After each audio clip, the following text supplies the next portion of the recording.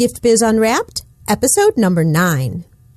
Hi, this is John Lee Dumas of Entrepreneur on Fire, and you're listening to Gift Biz Unwrapped, and now it's time to light it up.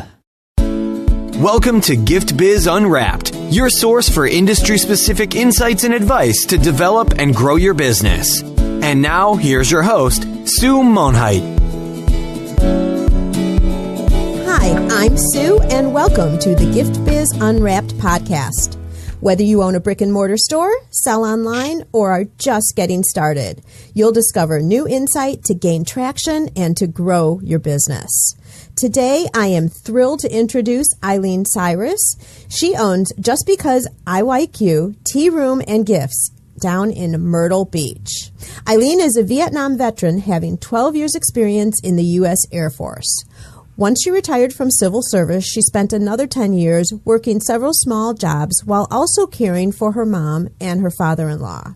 She opened a gift boutique, but that just wasn't totally satisfying her. Now, at last, she has followed her dream. Just over a year ago, she opened Just Because IYQ Tea Room and Gifts. And the fun thing about that is IYQ is really the letters IYQ. And IYQ Tea Room and Gifts just continues to grow, and I can't wait for all of you to hear her story. Hi, Eileen. How are you today? I'm great, Sue. Thanks for asking. What else would you like to add to the little bit that I've already shared with our listeners about you? Oh, gosh, I think you just about covered it. You know, I'm just finally figured out what I wanted to be when I grew up, and I had to wait until I got onto Social Security to do that. But, you know, it's so great because it shows that, you know, if you have this idea and something that's really in your heart, it is absolutely never too late to get started. I agree with that wholeheartedly. I never thought this dream would come true. I never thought I'd have the opportunity, but God made it happen for me. And I can hear in your voice that you're loving every minute of it. I am. It's so fun. And we're going to share with our listeners what that's all about in a second. But to get started, we like to align the conversation around the life of a motivational candle.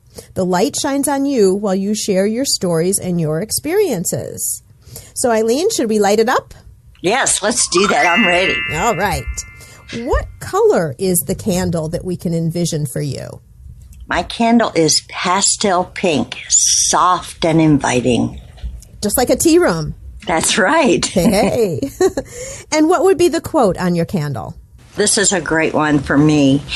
She is clothed with strength and dignity and laughs without fear of the future. And that's from the Bible, Proverbs 31. Love that. Do you have candles in the tea room? I do, but for the most part, I have electric ones, unfortunately, because of a fire hazard here. But we have the ambiance. Exactly. And you know, one of these days I'm coming down and meeting you, too. I can't wait for that to happen. It's a really girly place, and you'll feel it the instant you walk in. There you go. Just like your candle color, of course. That's right. So let's start talking about this. I mean, you mentioned that you'd had a couple of other businesses that I know you owned one of them at least, maybe more. But what got you specifically to this whole tea room concept? What sparked that light inside you that said, this is what I want to be doing? Well, you know, Sue, it goes back to my grandmother, all right? And when I was really little, she used to take me to the tea room with her. She was English, and she lived in New Jersey, and she used to take me with her. And every time she would, I hated it.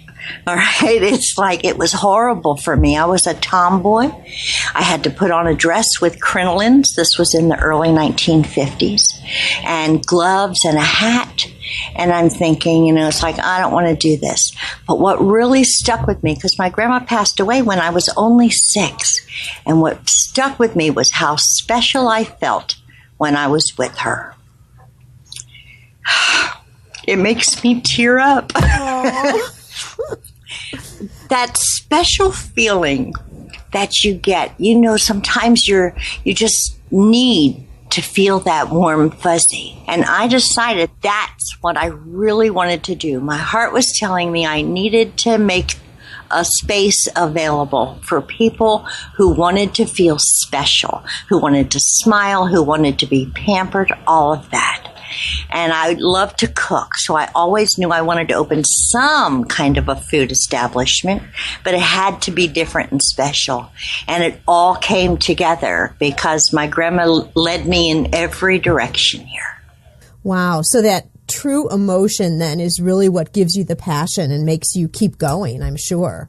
Yeah, it's like every single day when I walk in here, I'm retired. That means I was tired yesterday and today I'm retired. But I've never worked this many hours or this many days in my life. But it's all so much fun. I walk in that front door and I'm happy. It is so cute. I mean, just stinking cute here. And so your whole goal is then to have everybody who comes into the tea room feeling that same feeling that you were feeling way back with your grandma.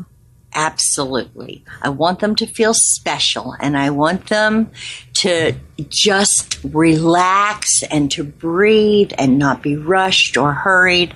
They can have a conversation. They can read a book. They can pray. They can do whatever they want to do here. That's the environment we've created. Okay, besides the environment, what other types of things do you do to give them that feeling that they're special and important when they walk in the door? Well, customer service is what we built our business on. So from the moment they open that door, someone has greeted them.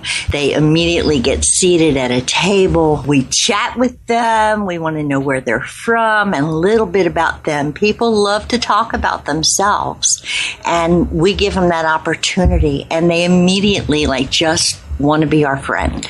And are you getting a lot of repeat customers then because they just feel so comfortable and want that experience over and over again? Yes. I don't know if you can remember the old Prel commercial where it said, and I told two people, and I told two people, and it just exploded exponentially. But that's what's happening here. Every lady that comes in with one friend. Then a couple days later, each of those friends will come in individually, and each of them with a new friend of their own. Then those friends come back in a week later, and they're bringing a friend of their own. It seems like our customers claim ownership. It becomes their tea room, and they can't wait. It's like, oh, I can't wait to share this. They sit at their table having their lunch. They literally, and I'm serious about this, literally make lists of who they can bring here. Wow. They're excited about sharing this thing that they found. Now, based on that, my mind is thinking that there's two other big things that you must already have to make this come together. So you've got the environment, you've got the presence in terms of how you interact with customers, but you also need, number one, a good product and good employees who can also spread that same passion. Absolutely. And I'll tell you, I do have a fabulous staff. And I'll come back to that because staffing is probably one of the largest stumbling blocks in the business. And you touched on it exactly, is getting staff to feel your passion. I'm blessed. I have that for the most part. So I'm really blessed with that. Our product, we like to think it can't be beat. We have such fabulous selections on our menu. Our food is all unique. For instance, we make chicken salad without mayonnaise. Who ever heard of that? But it's in a creamy dressing, so that's one of our secrets. And we also have related tea products to sell, merchandise, gifts. All tea related. We have gift baskets with bows on, and the bows say on them, just for you or just because IYQ, that I make with my ribbon printer. So I think we have the whole package. So where did you get all the recipes? Are they all your own unique recipes? Yes, they are. Yes, they are. They're handed down from, some were my mom, some were my grandmoms, some were my mother-in-laws, some were my husband's grandmothers. And they're all targeted to your customer, which is female. And to your point about your chicken salad not having, mayonnaise or anything in there, everyone's so health conscious these days. They are. And so we also offer a gluten-free lunch option with more than one choice. And we also offer vegetarian and vegan. All of this has been happy and fun, and the candles well lit because the tea room is going so well.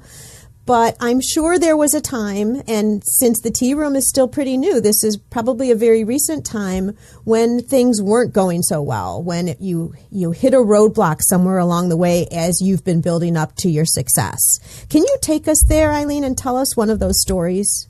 Yeah, I think I can. And like I said before, trying to share your passion with another person, it's easy for me to do, all right? I'm not your little, shy person. But it's difficult to transfer your passion, sometimes to your staff because everyone has different personalities. And people come sometimes with different motives that are not easy to identify in the beginning. So it's very, very important for me that, because I had a former staff member who actually tried to get ugly on social media and that kind of thing. So that was a real stumbling block for staff-wise. Merchandise-wise, one of the things that I didn't plan well for, because I've made a couple big mistakes. I've recovered, thankfully, but I didn't plan enough revenue to stay back.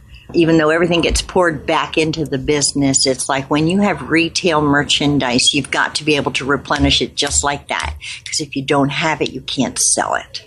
So that was a real stumbling block for me. I have customers coming in all the time and they want this tea only. It's their favorite. If I don't have it, I've lost them.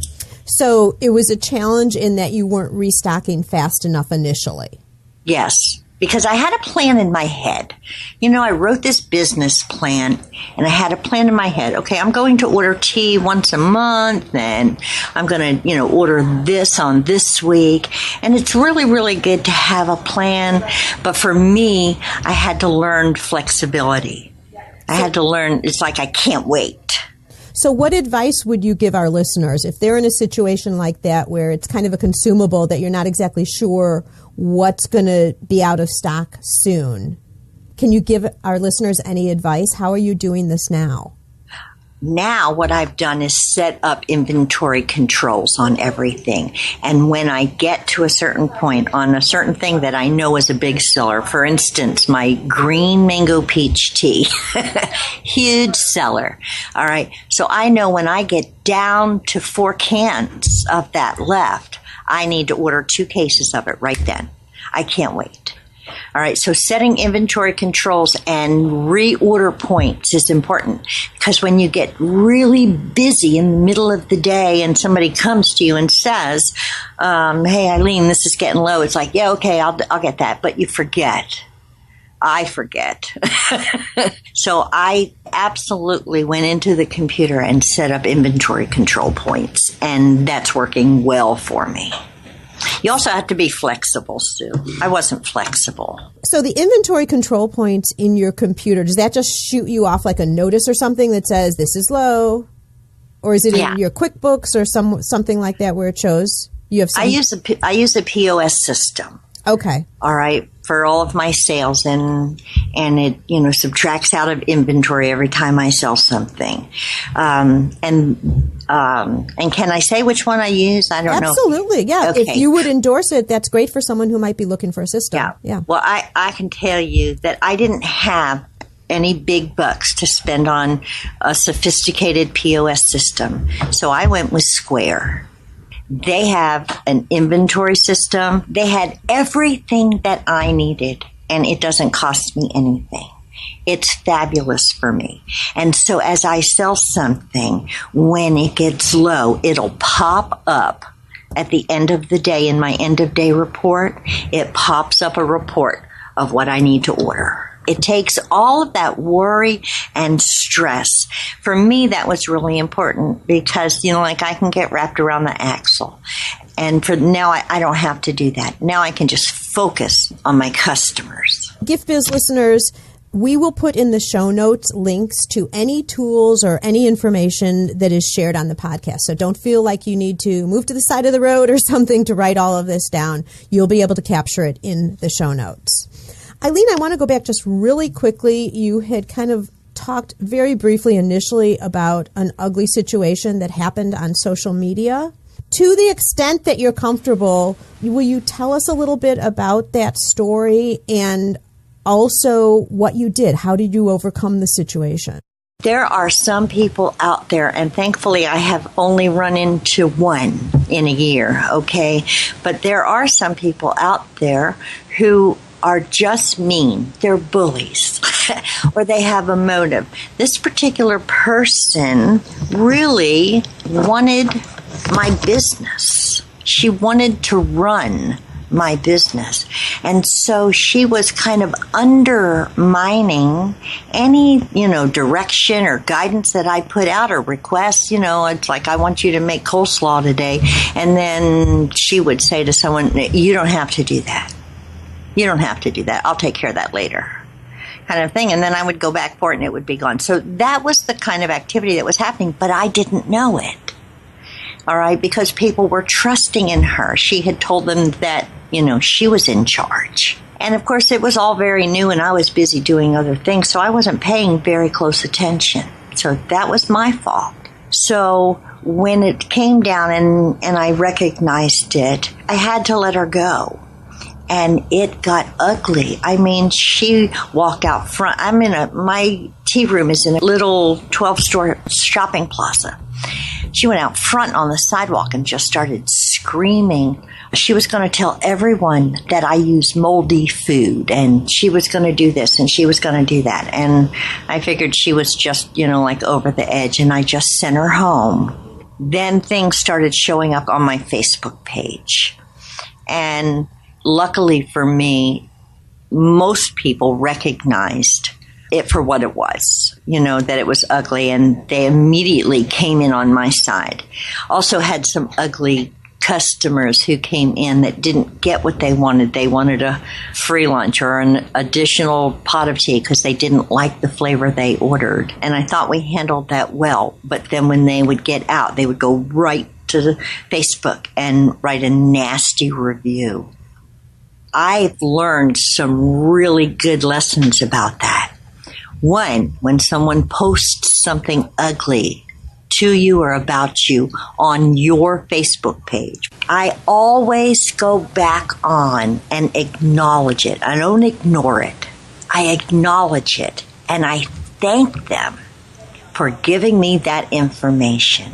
And I offer that the next time that they come in, I want to sit down with them and hear more of their ideas, more of their opinions, because it's important for me to get it right. And it diffuses them immediately. I bet it does. Has anyone done that? Come back in and talked with you? No, they never come in. And there's never another word from them again. And when I say they never come in, sometimes I don't know who they are. Right. Okay. So maybe they do come in. I don't know.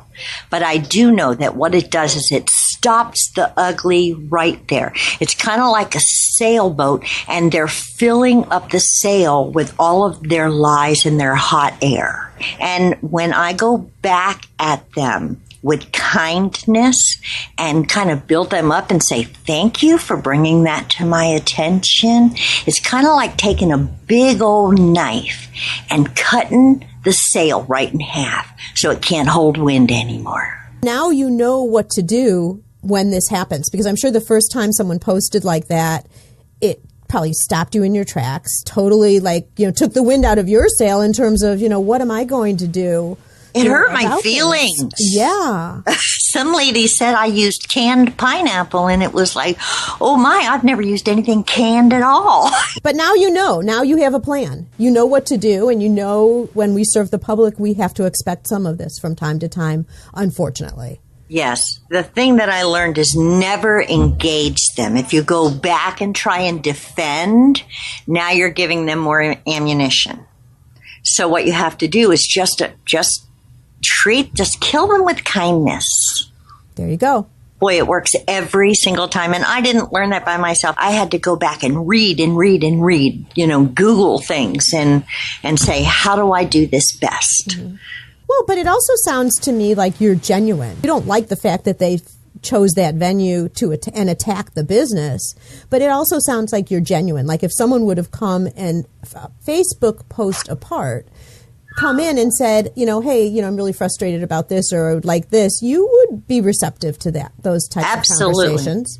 Absolutely, without a doubt. And I do want to know their comments. I ask them every single table before they leave. I visit them at their table and I tell them that I hope that they enjoyed their meal and did they have any concerns or any comments. I mean, I'm only 1 year old. I'm still just a baby in this business and I have a lot to learn. And who better to teach me than my customers? If they tell me what they want and I can make it happen, why not? It's going to make them happier and they're going to return, which is my goal. Absolutely. And it's going to make you a stronger business as well. Let's circle around now and talk about a promotion or an event or something that you have instituted or are just now starting to institute that you see as moving the needle a little bit. It's bringing in more customers or it's increasing sales. Okay, well, here it is. This is so fun. We have hat racks in here, all kinds of hats and fascinators, and and we have boas. And when they come in, they love to dress up for their little private tea parties. It's so much fun. Everybody wanted to buy my hats, and I made all this cute stuff. My girlfriend Debbie just made fabulous stuff and really decorated this place, and people wanted to buy it, and I would say, oh no, that's not for sale, it's too pretty. And then all of a sudden one day it was almost like I got that slap upside the back of my head that said, what do you mean it's not for sale? You made that, you can make it again. So this is coming up, but it's very popular already. I target ladies in local churches because my demographic here is female, probably age 55 plus. So I target the churches, all of the women's groups. And I tell the ladies that we're going to have a hat exchange night. It's a hat for a scone. And I want them to go in their closets and dust off their old hats that they've had sitting in their closet for years and years and haven't worn. We'll have one night. We're going to do this quarterly. One night a quarter. They're going to come in. They're going to bring their hat. And exchange for that hat, they're going to get free tea and a scone. It's going to be like a social night. I also have a young lady who's going to be coming in that night with her keyboard set up, and it'll be a hymn sing at the same time. Nothing makes people happier than free and music. So when you put free scones, free tea, and singing together, and they're going to love it. They're going to outdo each other. The excitement is already generating because, one wants to bring a better hat than the next one. And they're going to come and donate their hats to the tea room so that they can share their happiness. They don't wear it anymore. So they're going to come in and share it. Then ladies are going to come into the tea room. They'll put it on while they're here. If they love it so much because it just matches their outfit perfectly, we'll sell it to them. Because in 3 more months, we're going to do it again. Do you have a date already set? Yeah, the first one, it's going to be the end of June, and I don't have a firm date on that. But I've already started the promo on it, and let me tell you, the buzz is already out there. Oh, and I know you're going to be putting pictures on Facebook with that. Oh, I will. Don't you think? I mean, it's so fun. And Sue, when you come to visit, all right, it's like, bring your hat. I will find a hat. Oh, gosh. It's such a fun thing. Yeah. So you also mentioned in our pre-chat about how you're changing up your hours for the summer. I am. I thought and I'll tell you this time and time again, I thought I knew it all. And so I set my hours, but I'm finding that Mondays are really slow. But people continually ask me about brunch because they want to come after church. And I'm surrounded here. I have 4 churches all around me. So I've changed my hours. I'm going to be closed on Mondays now, a very slow day, one that generated little revenue but was high in payroll. And we're going to be open Sundays for only 3 hours to capture the after church group. And I'm so excited about that. So every other day, Tuesday through Saturday, we're open 10 to 4. And those hours seem to be just absolutely perfect for us. It really fits the community well. So, but our new is closed on Monday and open for Sunday brunch from 10 to 1. And so you're going to have some special recipes then for just Sunday brunches, or? We are. We're going to offer our regular menu is going to be available, but we're coming up with some exciting things. And you mentioned people like to eat healthy, but they still like their sweets. So we're going to offer like a baked French toast rather than fried. We're going to offer some stuff that's not good for you, an old-fashioned breakfast casserole. And one of my favorites is cream chipped beef on toast points. Because no matter where you go, well, down here in the South, all you get is sausage gravy. So we're going back to cream chipped beef. We're going to have some baked fruit. Gosh, all kinds of fun things. Nothing ordinary. Whatever you're finding here, it's not ordinary, and you're not going to find it at your pancake house or at your, your little breakfast eatery. You're not going to find it there, only here. Something tells me there's going to be a line out the door. I'm so hoping. Well, good luck with that. That's so exciting.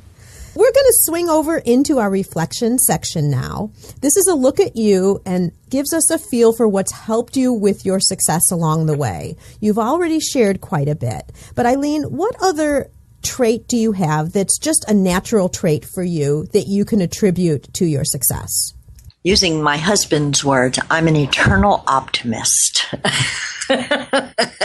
My glass is always more than half full. Even if it's a bump in the road, it's an opportunity for me. It's almost a challenge to say, how can I fix that? It's frustrating at times for people around me. I'm an eternal optimist too, and I think you're right. I mean, there comes a point where people are like, just be quiet. But it keeps you driving forward, just like you said.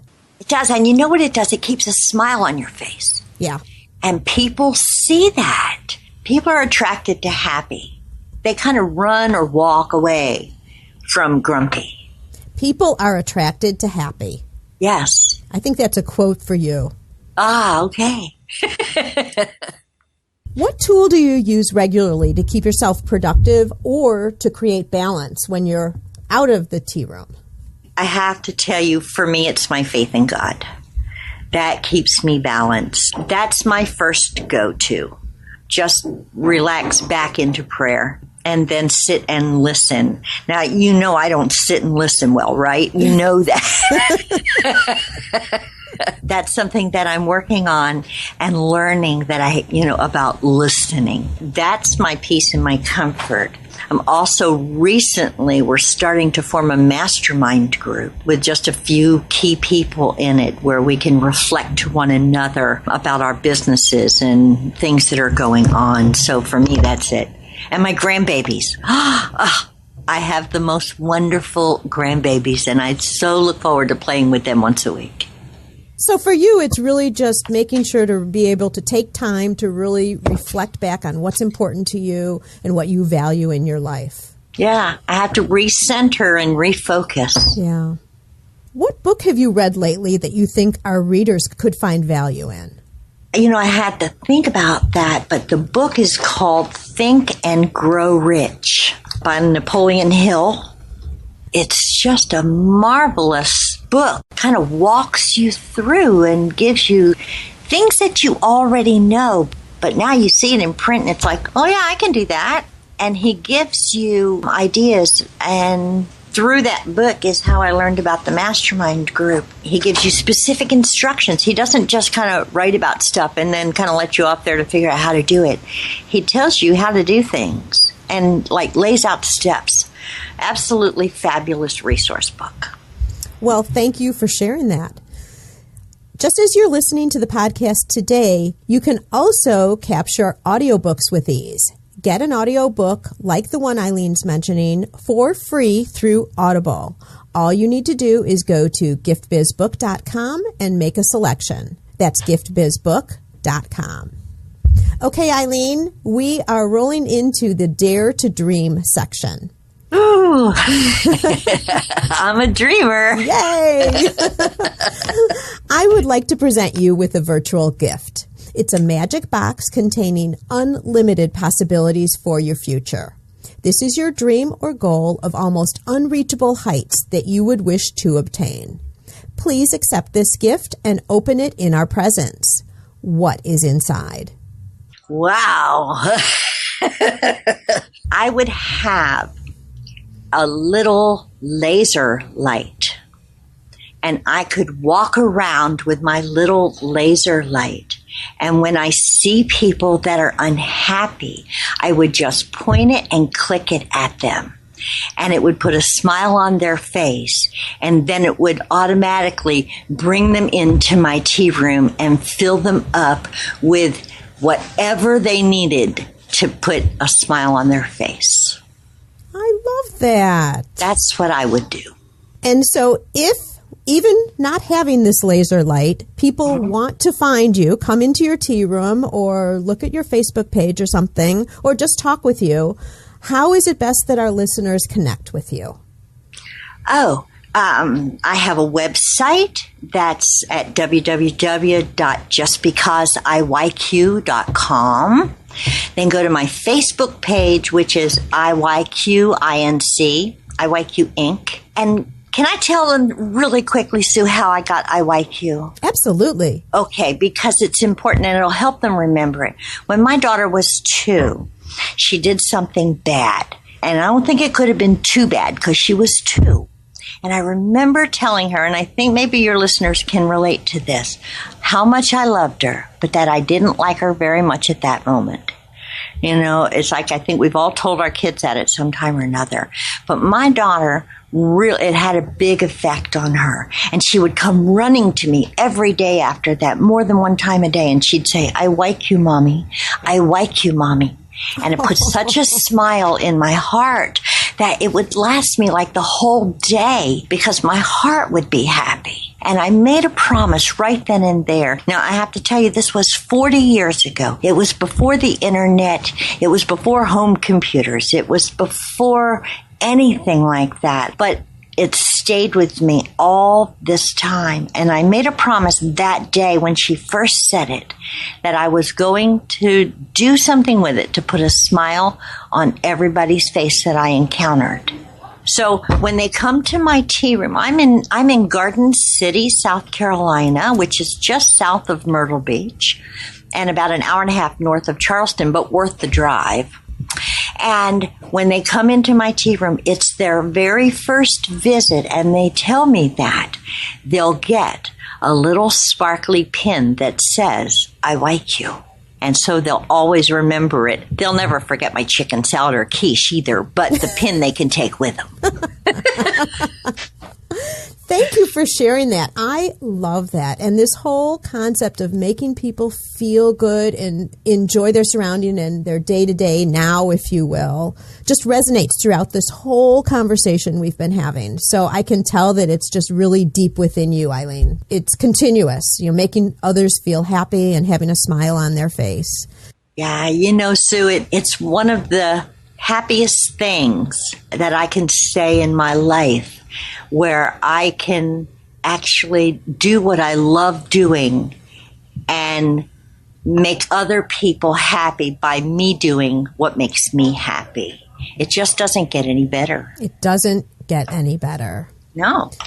So we'll capture all the links and all the information that Eileen has shared today. They'll be over on the show notes page, so you can just jump right over to giftbizunwrapped.com, and you'll see Eileen's show right there. Thank you so much, Eileen, for sharing all of this valuable information. We really appreciate it, and may your candle always burn bright. Oh, thank you so much, Sue. I really appreciate you inviting me here today. It's my pleasure. Learn how to work smarter while developing and growing your business. Download our guide called 25 Free Tools to Enhance Your Business and Life. It's our gift to you and available at giftbizunwrapped.com/tools. Thanks for listening, and be sure to join us for the next episode.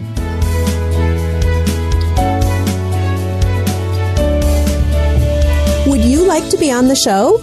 Or do you know someone who can provide valuable insight from their experiences? If so, we'd love to hear from you. All you need to do is submit a form for consideration. You can access the form at giftbizunwrapped.com/guest. That's giftbizunwrapped.com/GUEST. Today's show is sponsored by the Ribbon Print Company. Looking for a new income source for your gift business? Customization is more popular now than ever.